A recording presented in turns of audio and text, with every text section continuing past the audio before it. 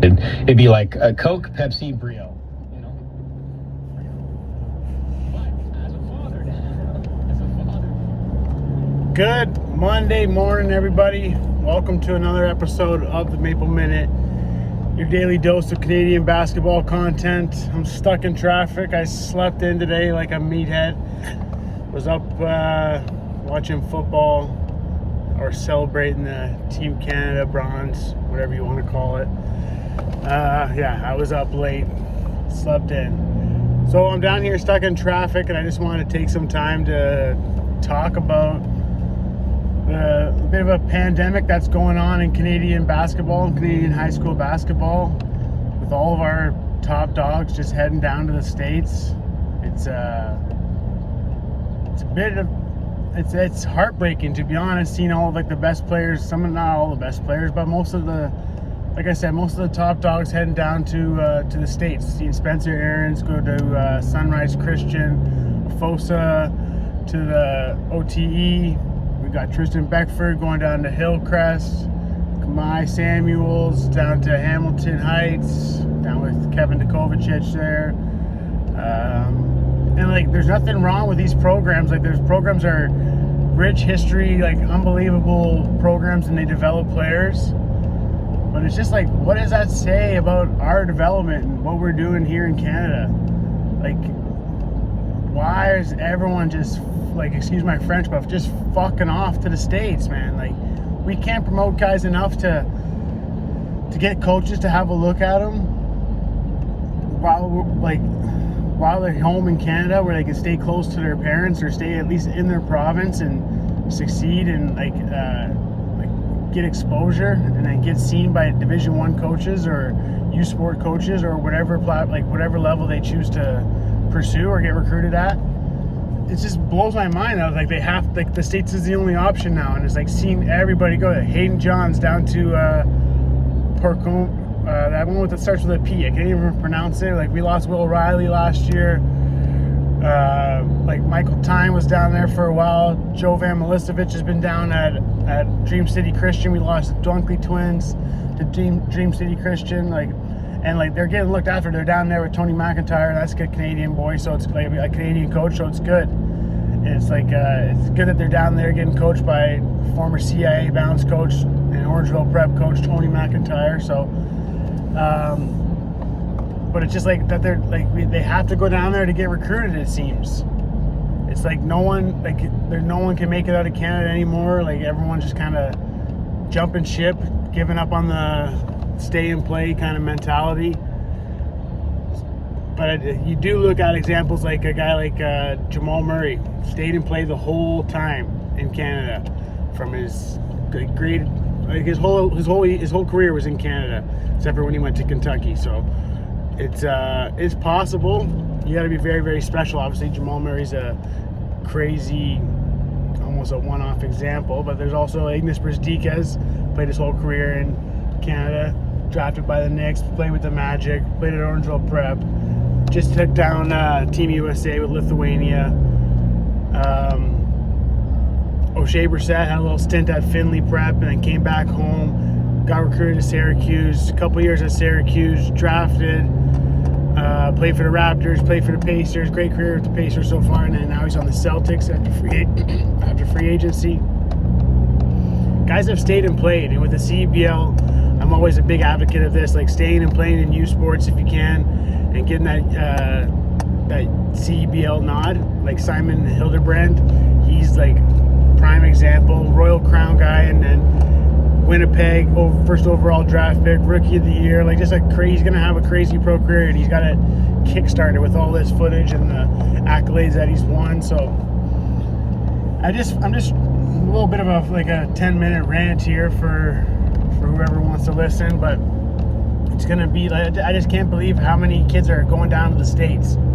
But it is the reality. Everyone wants to go down to the States and chase that dream of going Division I, and I can't blame them, I guess. But at the same time, there's programs in Canada that are doing it right. I was just at Orangeville Prep practice on Saturday morning with former Oklahoma State assistant coach Larry Blunt back in town with Orangeville Prep after coaching with them, with Jamal Murray and Thon Maker and so many other high-level Division I talented players on that original Orangeville Prep roster.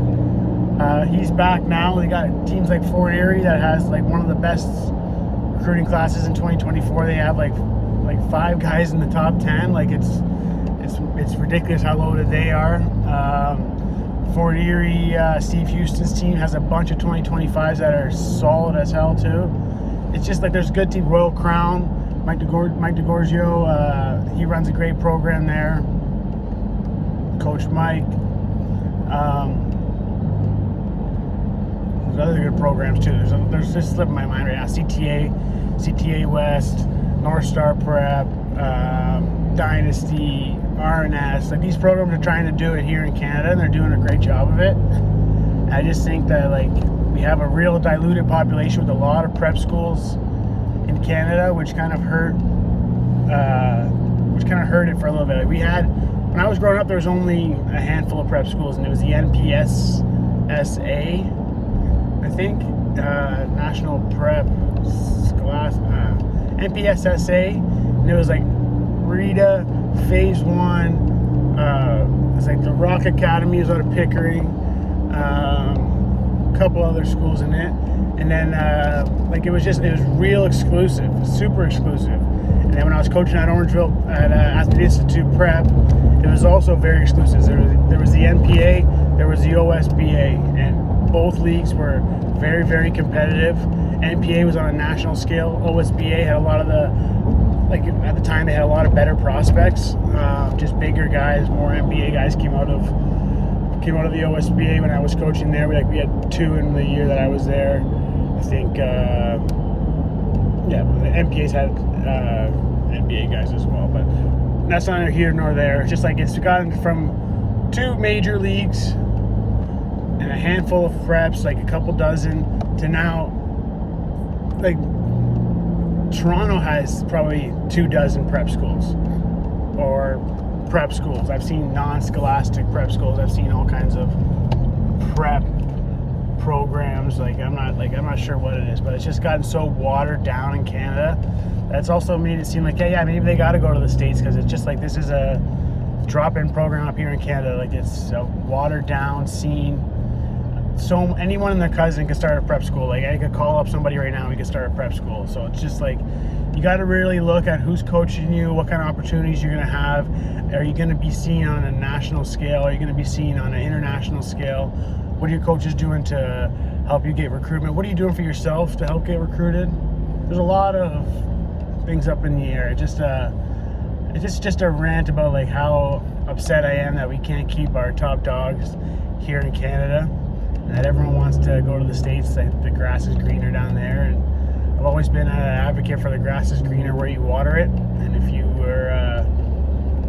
good enough, you're gonna get found. And if you look at like promote yourself the right way, or you reach out to different people to help get promoted and provide exposure, then that's also a great way to go about it. But I think there's an avenue to go from Canada to Division I, or to the college level, or to eventually professional level, seeing a check on the basketball. Like there's a way to do it while staying in Canada, and I'm going to be an advocate for that. I want to put my name out there to just be like a guy that can help kids in any way possible with their recruitment, trying to get them in contact with schools in Canada, outside of Canada. I want the kids to stay and play in the leagues that are going on in Canada, the OSBA, the NPA, dime sessions, platinum circuit. Like there's leagues and there's avenues to do it. It's not just gonna fall in your lap. Kids can't just expect coaches to come banging down their door and offer them a full D1 ride. You got like Coach Tony House said in our last interview, that you got to be special to get a D1 ride. So it takes a lot. You can't just expect coaches to come to your door. You got to market yourself. You got to go out there and look after your academics, look after your nutrition, taking care of your body, staying phenomenal physical shape, as Coach O always says in his podcast. Being in shape is the #1 thing that can help you get recruited. If you can run all day, you don't have to worry about getting tired. You can just worry about your skills and playing the game. And just like look at marketing yourself. Get on Twitter, follow coaches. Don't try to be too cool and go out there and follow 100 coaches a day or whatever Twitter lets you follow. And follow 100 coaches on Instagram. Send out 20 emails to coaches and say, hey, I'm looking to get recruited. I'd love to play at your school. You guys have my program. I'm looking to study kinesiology at the next level, and you guys have a great program. I think I'd be a great fit to your roster next season. Look after yourself. Look out for number one. No one's coming to save you at the end of the day. There's no one coming back saying, hey, Johnny, let's go, man. I got you a college spot. Let's go. Oh, come on, let's go. I found a spot for you. No one's doing that. You got to look out for yourself, or this time's just going to pass you by.